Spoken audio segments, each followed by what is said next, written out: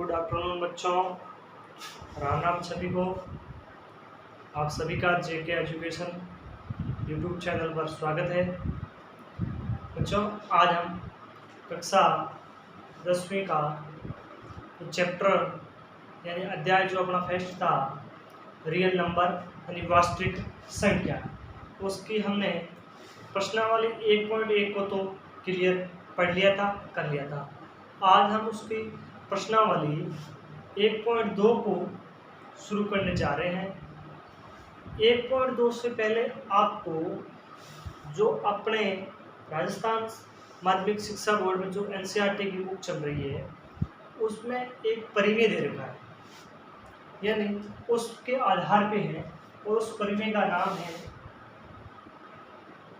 अंक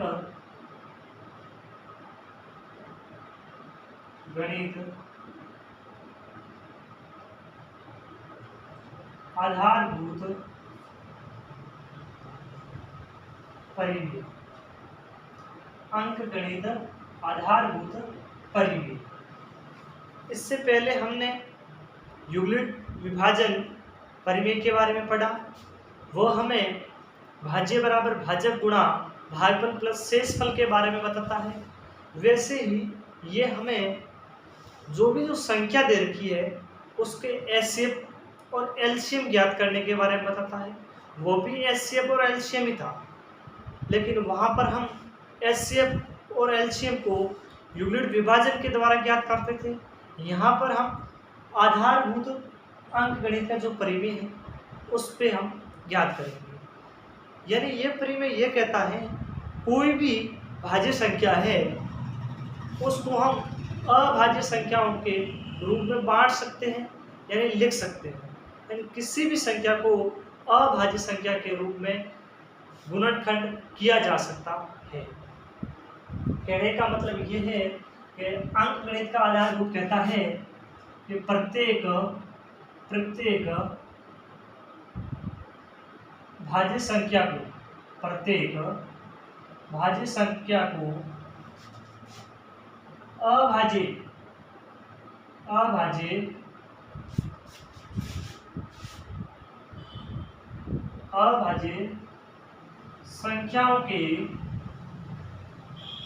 के गुणनखंड के रूप में लिख सकते हैं।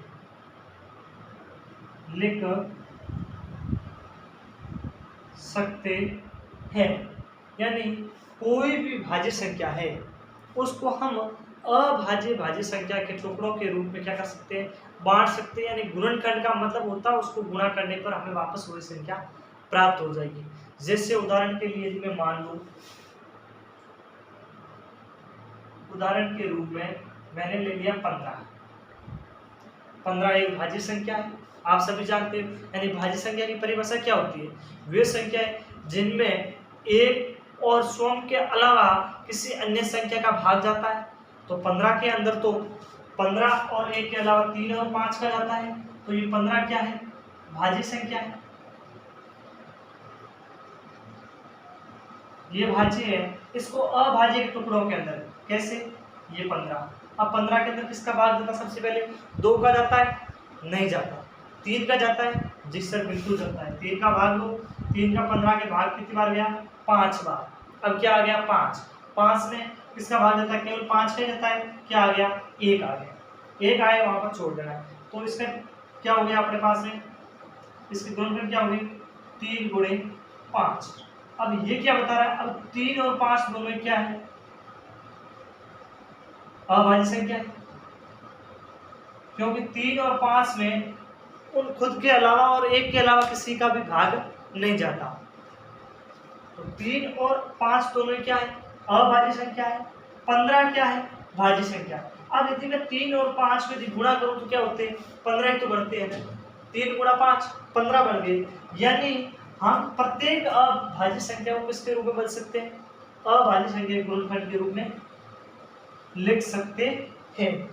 और हमें कई बुक के अंदर या फिर कई कोचिंग इंस्टीट्यूट्स में ये भी पढ़ाते हैं, यानी कि प्रत्येक भाज्य संख्या को अभाज्य संख्या के गुणनखंड के रूप में बदले, या फिर बोल देता उस परिभाषा को चेंज के अंदर क्या कर देते हैं, यानी एक के अलावा कोई गुणनखंड क्या हो, उपलब्ध हो। तो एक के अलावा ही तो हम सब जानते हैं कि भाज्य संख्या होती है, वे भाज्य संख्या होती है जिनके अंदर एक और अन्य संख्या के अलावा भी भाग जाए, तब तो भाज्य मानी जाएगी, नहीं तो अभाज्य। अब जैसे मान लो 3 और 5 अपने पास में अभाज्य, इन दोनों को जब हम गुणा करते हैं तो हमें क्या मिलता है, 15 मिलता है। जैसे ऐसे बहुत सारे एग्जाम्पल है, और भी एग्जाम्पल से ले सकते हो, जैसे 25 से 18 ले लो।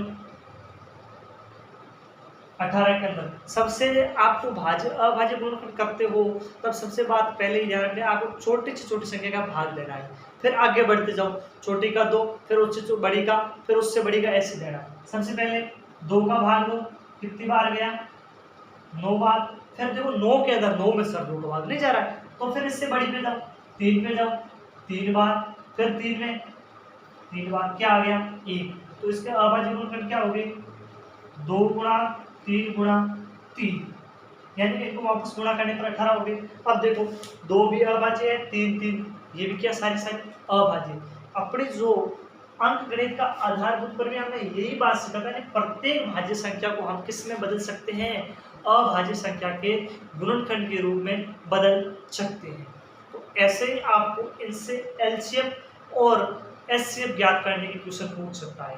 पिछली जो अपना 1.1 था, वहां पर भी हम एचसीएफ एलसीएम के बारे में बात करते हैं, लेकिन वहां पर जो ये परिमेय था वो अंक गणित का आधारभूत परिमेय नहीं लगा रहे थे, वहां लगा रहे थे युग्मित विभाजन, उससे भी हमें एचसीएफ ज्ञात ही करना था। लेकिन अब यहाँ पर अंक गणित का यूज करना, और ये छोटे क्लासों के अंदर यूज होता है, कहने का मतलब 8th 9th क्लास के अंदर इसमें यूज होता है। तो आइए अब चलते हैं हम 1.2 के क्वेश्चन के आधार पे कौन कौन से क्वेश्चन दे रखे हैं, किस हिसाब से है।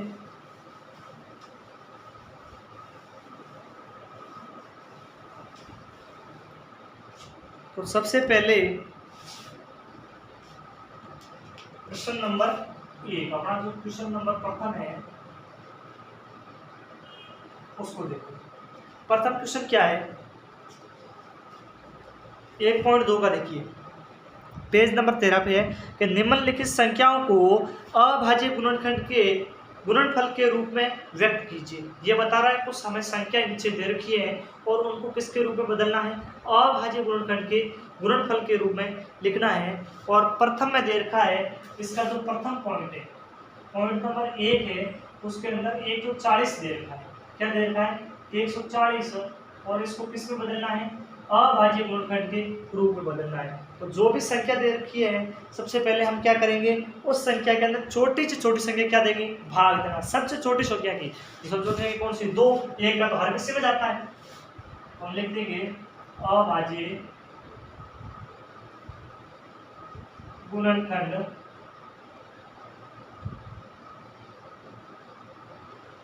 करने पर,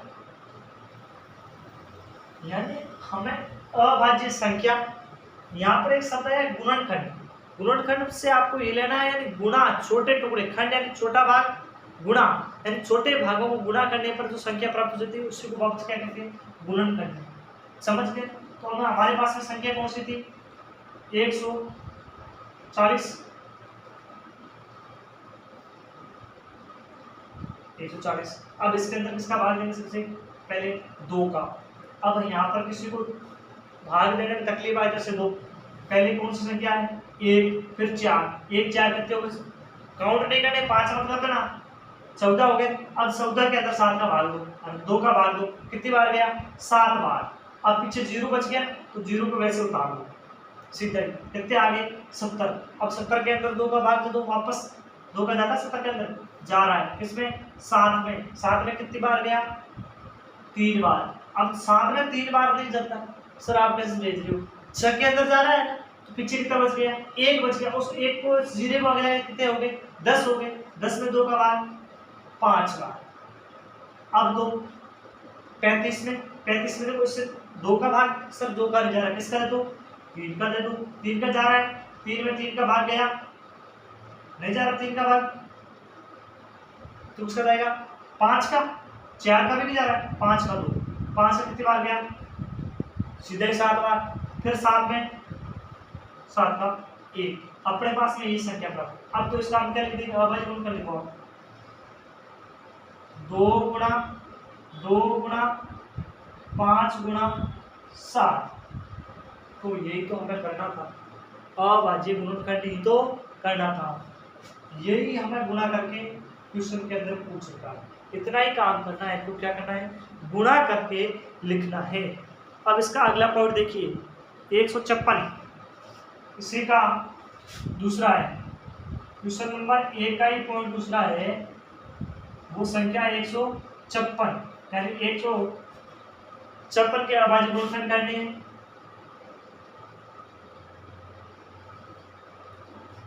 वैसे अभाज्य गुणनखंड करने पर अभाज्य गुणनखंड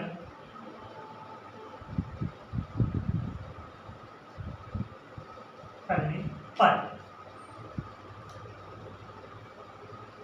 156 क्या करोगे, अभाज्य गुणनखंड। सबसे पहले छोटी छोटी संख्या का 2 का भाग अवेलेबल है 15 के अंदर, पहले तो 1 है, 1 में नहीं है, तो 1 5 कितने हो गए, 15, 6 मत कर देना, 15 में नहीं जा रहा सर, 14 में जा रहा है, कितनी बार, 7 बार, 1 बच गया, 6 के आगे 1 लग गया, 16 के अंदर 2 का भाग 8 बार, फिर 2 का भाग 2 जा रहा है दौड़ते हुए, कितनी, 7 में 6 में गया 3 बार, 1 बच गया, 18 में गया 9 बार।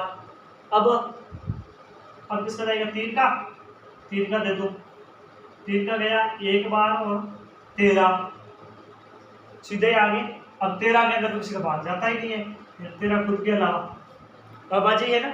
अब 13 आगे, तो अपने पास में क्या बन गया, यहाँ से 2 गुणा 3 गुणा 13, हमें यही तो बनाना था ना, अभाज्य गुणनखंड के रूप में ही बदलना है। जो संख्या दे रखी है उनको किस में बदलना है, अभाज्य गुणनखंड के रूप में। और इसमें यही सीखना भाग कैसे देते हैं, छोटी संख्या फिर बड़ी फिर बड़ी फिर बड़ी। अब यहाँ से बोले कोई तो सर यहाँ से 3 से सीधे 13 पे कैसे भाग गए, इसमें और भी संख्या है, लेकिन 3 से 13 के अंदर 13 प्राप्त, 13 में किसी और एक के अलावा और 13 के अलावा किसी का भी भाग नहीं जाता है, क्योंकि 13 एक अभाज्य संख्या है। और हम कर भी तो क्या रहे थे, भाज्य संख्याओं को अभाज्य संख्याओं के टुकड़ों में तो बांट रहे थे, तो वहां पर यही है। अगला तीसरा देखो, पॉइंट 3 के अंदर क्या संख्या है, 3825, 3825, यानी हमें 3825 को किसमें बदलना है, अभाज्य संख्या के अंदर बदलना है, गुणनखंड करना है। अभाज्य गुणनखंड करने पर गुणनखंड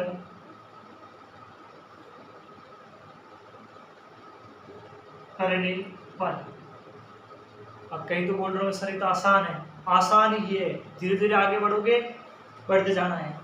यानी 1-2 क्वेश्चन करवाने के लायक है, बाकी तो आप सब कर सकते हो, सारे टैलेंट है। 3825, इसका देखो सबसे पहले किसका भाग दो, 2 का भाग। अब देखो पीछे 5 से, इसका मतलब 2 का भाग जाने की संभावना बहुत कम है, जा ही नहीं सकता। हम लोग छोटी क्लासों में 8 7 में पढ़ते हैं ना भाज्यता के नियम, तो उसमें देख लेना 2 किस में होता है, या तो पीछे सम संख्या हो या 0 हो, इसलिए पीछे तो 5 है, अंतिम अक्षर क्या है 5 है, अंतिम इकाई का अंक, इसका मतलब इसमें 2 का भाग संभावना नहीं है।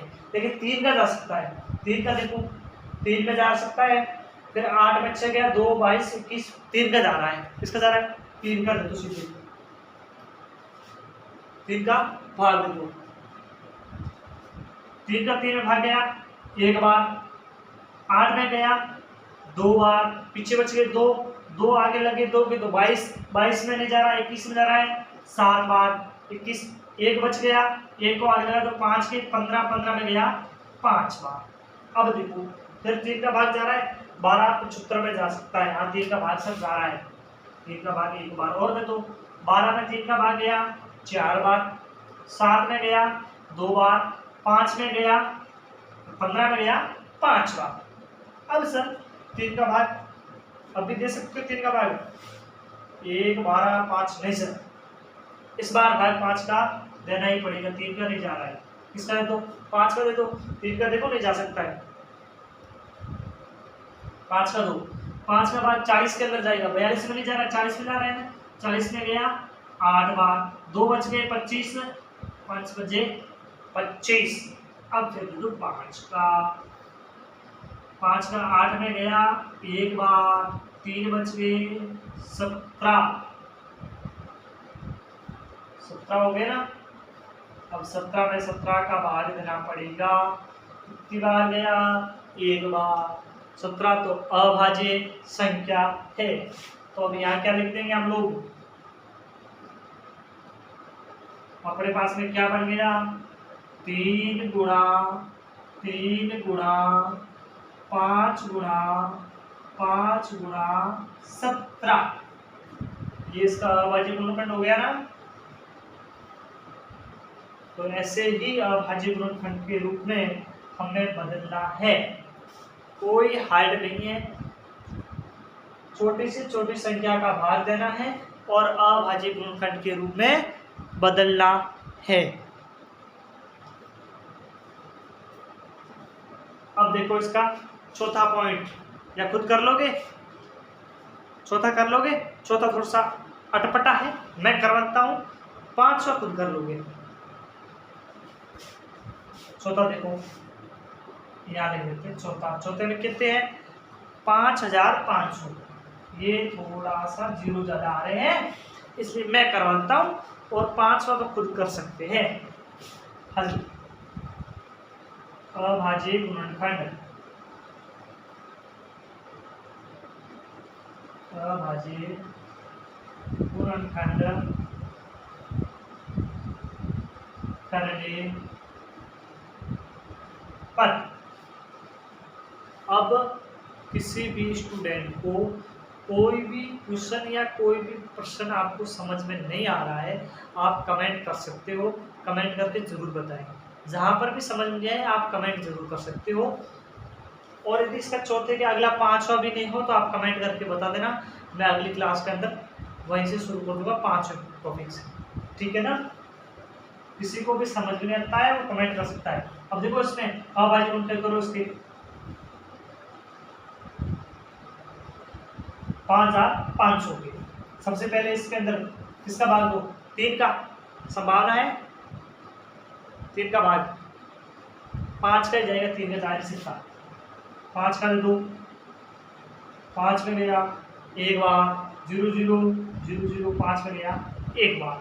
अब किसका भाग जाएगा, अब थोड़ी सी समस्या आगे फुर्सत हो, इस बार वापस किसका भाग देना चाहिए, दिमाग में लो, 3 का, 7 का देते हैं, 7 का कर लेगा, 10 में गया 3 बच गए 0, 30 हो गए, 30 में 7 2 28 जाएगा, 7 का देखो, 7 का 10 देखो, इनको 2 अंक लो, कितने हो गए 10, 10 में गया 1 बार, 3 बचे, तो 30 0 का गया 30 हो गए, 30 में 7 का भाग गया 4, 28 में 4 बार 28, 28 में 2 बच गए, तो आगे लगे 2 21, 21 में गया 3, 143। अब 143 में किसका भाग जाएगा, 11 का, 11 का देखो, 14 में गया 1 बार, 3 बच गए, 33 में गया 33, 3 बचे 33, 3 बार। अब 13 में 13 का भाग गया 1 बार, तो अपने पास में क्या बन गया 5 गुणा 7 गुणा 11 गुणा 13। आप इनको सही गुणा कर सकते हो तो आपको 5500 ही प्राप्त होंगे, 5500 ही प्राप्त होंगे। यानी क्वेश्चन नंबर जो 1 था उसके हम 5 अलग अलग टॉपिक थे, उन 5 में से 4 हमने सॉल्व कर लिए हैं, 5वां है जो आपको कोशिश करनी है, यदि नहीं होता है कमेंट करके मुझे ज़रूर बताएं, अगली क्लास के अंदर वो भी करवा दिया जाएगा। अब आप देखो, किसी को स्क्रीनशॉट लेना ले लो। अब क्वेश्चन नंबर 2 देखो, क्वेश्चन नंबर 2 देखिए,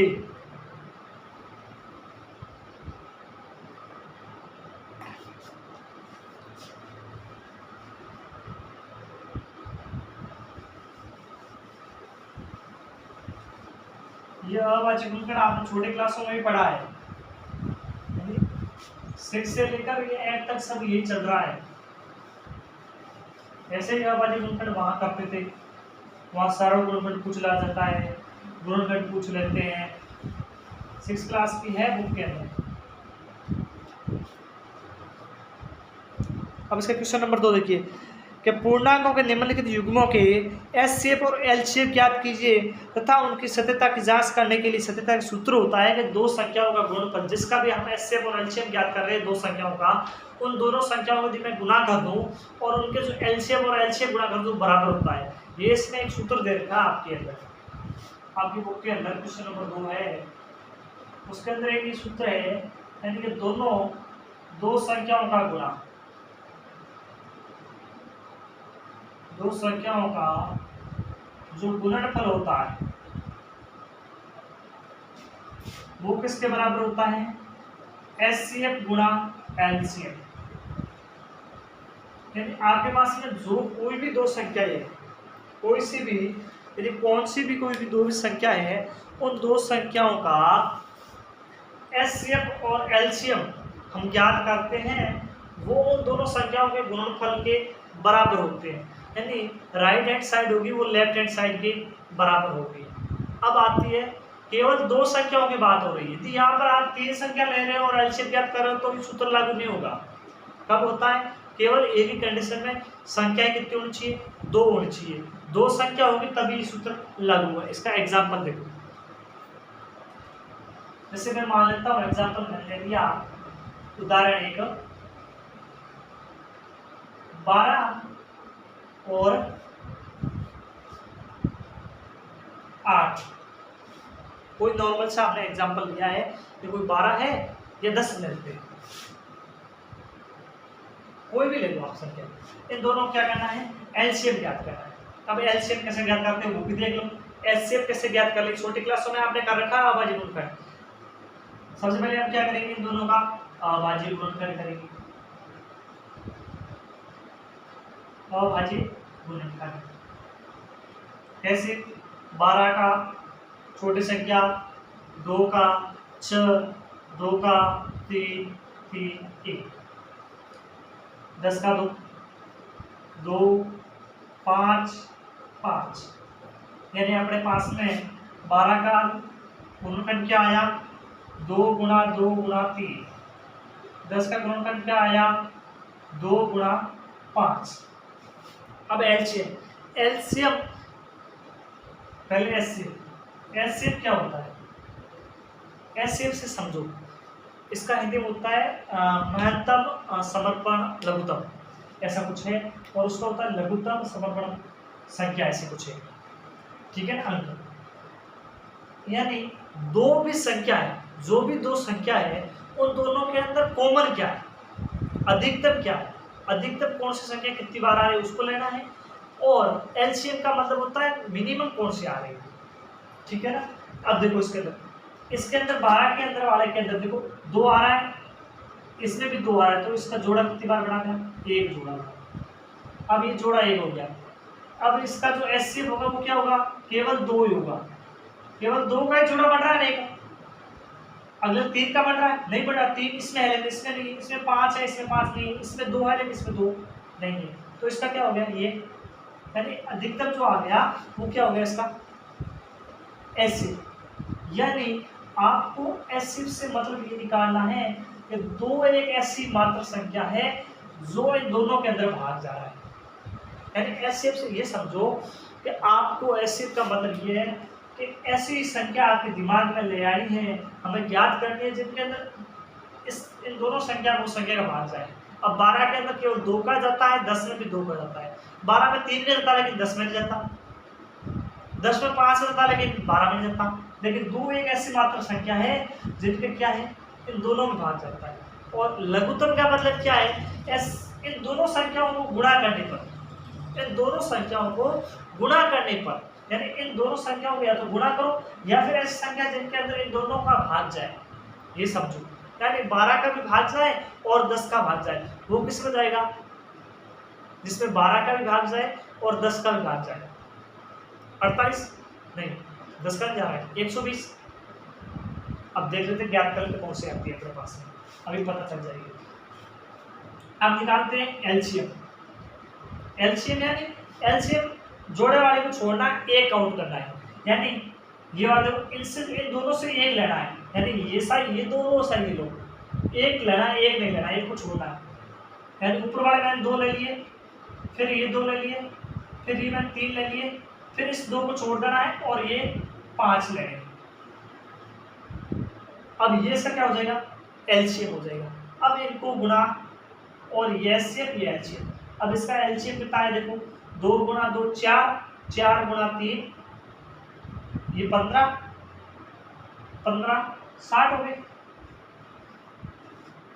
15 चौक 60, ये 60 क्लियर हो गए। अब ये एलसीएम इसका कितना आ गया, 60 आ गया, एलसीएम कितना आ गया 12। अब ये अपने पास सूत्र क्या है कि दो संख्याओं का हम एलसीएम और एलसीएम ज्ञात कर रहे हैं, उन दोनों संख्याओं का गुणनफल होता है वो एलसीएम और एलसीएम गुणा के बराबर होता है। दोनों संख्या क्या है, 10 और 12 120 होता है।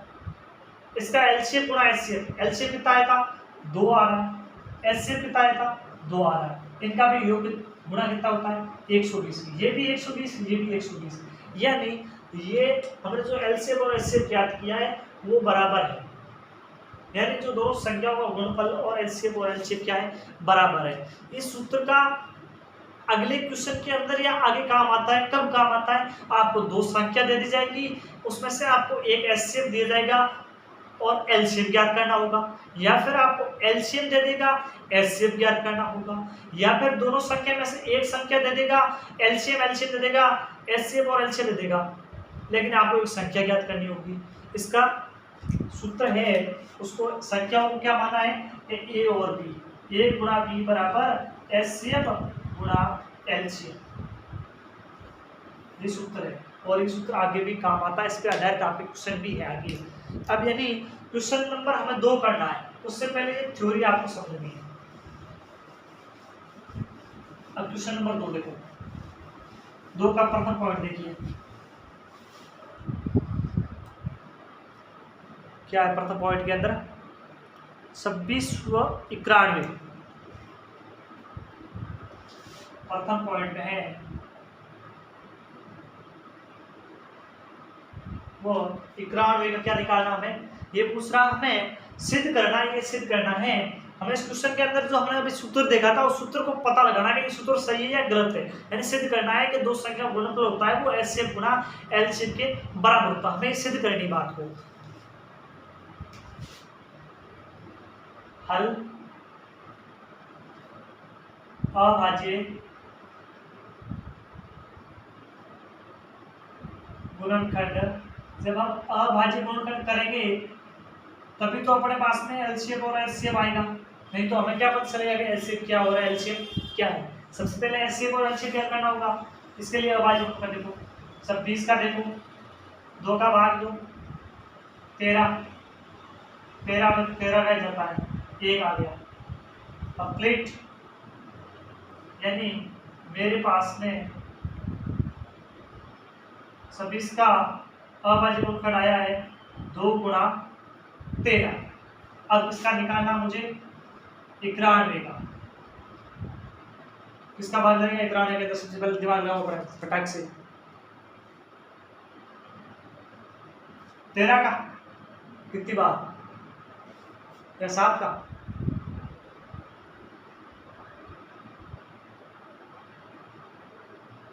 7 का जवाब 13 बार, 13 का दे देता हूँ 7 बार और फिर 7 में 1 बार, यानी मेरे पास में 91 का क्या आया है 7 गुणा 13 लिख देता हूँ उसको, एक ही बात है 13 गुणा 7 लिखो या 7 गुणा 13 लिखो, कुछ भी लिखो चलता है। अब अपने पास में ज्ञात करना था एचसीएफ और एलसीएम, एचसीएफ और एलसीएम, तो एचसीएफ देखो सबसे पहले एचसीएफ जोड़ा बनाओ, 2 7 का 13 गुणा 13 हो रहा है, यानी ये जोड़ा बन गया, तो एचसीएफ एक ही लेना दोनों में से एक, जिसका एक जोड़ा बना है, 2 बने तो 2 गुणा 2 फिर आ जाते, लेकिन एक आ रहा तो केवल एक, तो एचसीएफ कितना आ गया 13। अब एलसीएम देखो इसका एलसीएम के अंदर जोड़े से 1 लेना है, बाकी वाले से 2 लेना है, यानी 2 गुणा 13 गुणा 7 लेने हैं। अब ये 13 वाला है, 13 एक बार काउंट करना, 2 बार मत करना। अब हमें तो ज्ञात क्या करना था, दो संख्याओं का गुणा बराबर किसका होना चाहिए, एलसीएम गुणा एलसीएम। हमें ये बात सिद्ध करनी थी, दो संख्याओं का गुणा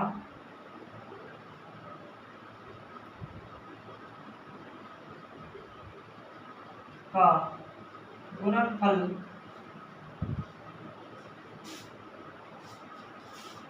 बराबर क्या होना चाहिए, एलसीएम गुणा एलसीएम।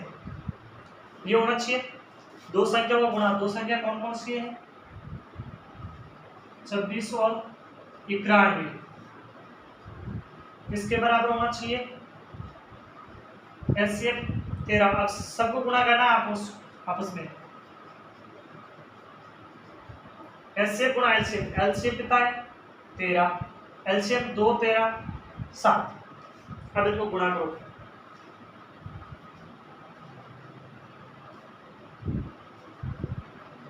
दोनों साइड बराबर आ रही है, नहीं आ रही,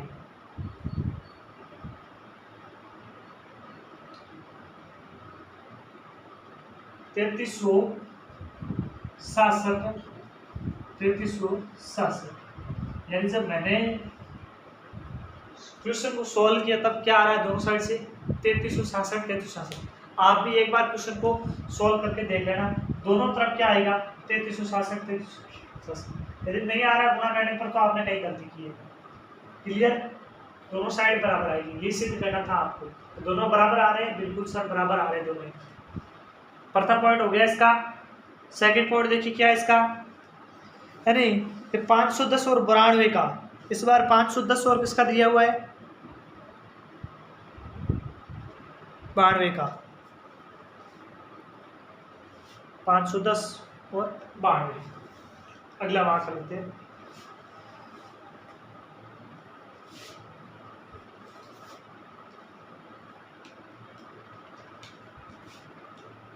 दूसरा 510 और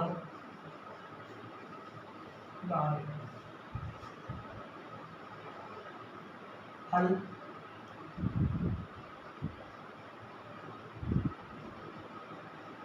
अभाज्य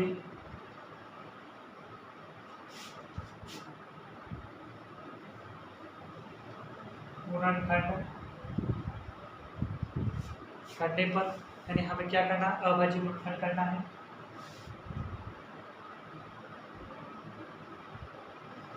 सबसे पहले करते हैं 510 का, 510 का देखो किसका भाग दो, 2 का, 5 में गया 2 बार,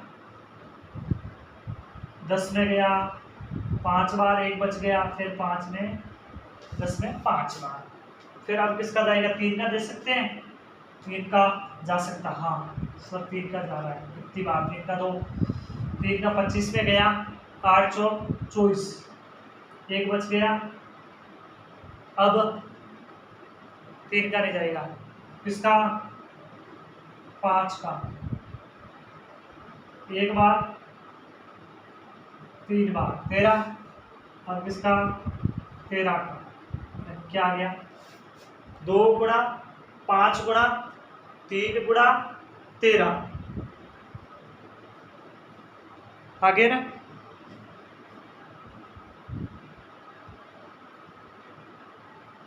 अरे गलती होगी ना, 13 नहीं यहाँ 17 है, क्योंकि 8 में गया 1 बार, फिर बच गई 3, 35 में जाता है 7 बार, तो यह 17 आएगा, न कि 13। ये गलती हो जाए छोटी मोटी, देख लिया करो कैलकुलेशन के अंदर। अब देखो 92 का, देखो 92 के अंदर 2 का 2 जाएगा, 2 का 8 में जा रहा है, ठीक है, 8 में गया 4 बार, 1 बच गया 12, 12 में गया 2 का बाद 6 बार, अब 2 का फिर जा रहा है, 4 में गया 2 बार, 3 में गया 23 में किसी का भाग नहीं जाता है, 23 में किसी का भाग जाता है, किसी का नहीं, 23 अभाज्य संख्या है। अब इनका निकालो। HCF से पहले निकालने से पहले हमें निकालना है इसका, देखो 510 का, देखो 510 का क्या है, 2 गुणा 3 गुणा 5 गुणा 17, फिर 12 का देखो 2 गुणा 2 गुणा 23, 2 गुणा 2 गुणा 23,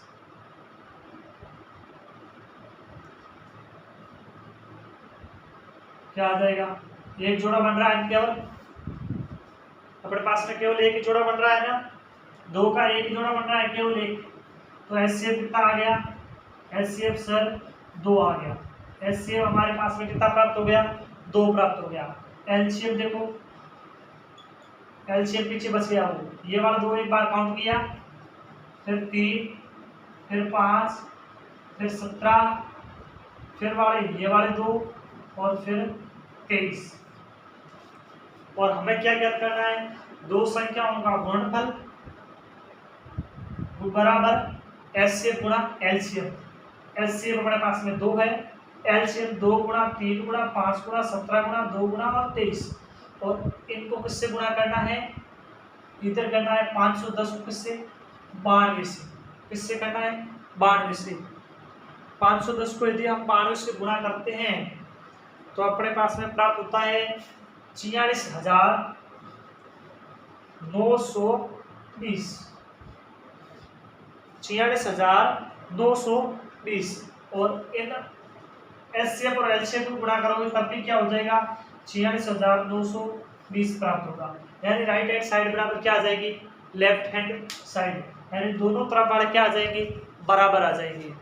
तो हमें ज्ञात भी क्या करना था, दोनों साइड बराबर तो करनी थी ना, यानी क्वेश्चन नंबर 2 के पॉइंट नंबर 1 और 2 मैंने ज्ञात कर लिए हैं। इसका देखो तीसरा पॉइंट 333 और 54 का ऐसे ही गुणा करना है, HCF निकालना है, LCM निकालना है, कोशिश करना, यदि हो तो, नहीं हो तो कमेंट में ज़रूर बताएं, नेक्स्ट क्लास में उससे क्लास को शुरू किया जाएगा।